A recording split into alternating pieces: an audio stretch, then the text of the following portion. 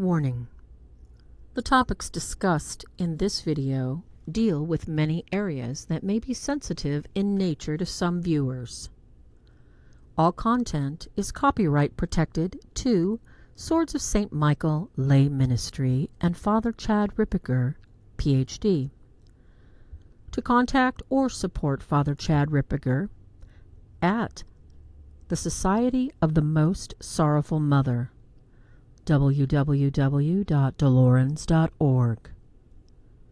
This information is presented for education purposes with the express intent to aid the viewer in understanding spiritual warfare based on Thomistic teachings, deliverance, current church practice, and the office of exorcism.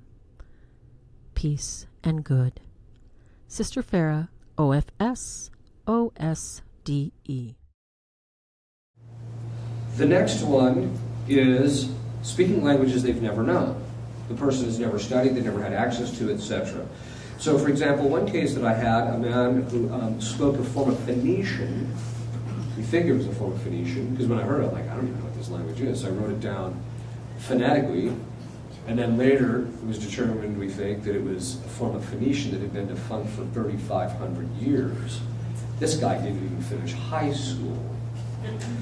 Or another one is, as I was mentioning at lunch today, this one demon who, the woman never studied Latin, but this guy was totally fluent in Latin. And so I would do the exorcism, conduct the exorcisms in Latin, and he was pretty fussy about the grammar.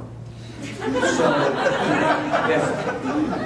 if I used the dative case when the ablative was required, or when the accusative was required, he would just ignore me like, I don't have to deal with this. But then I would do it right, and then he would immediately obey. So some people, and part of the reason is too is that you know that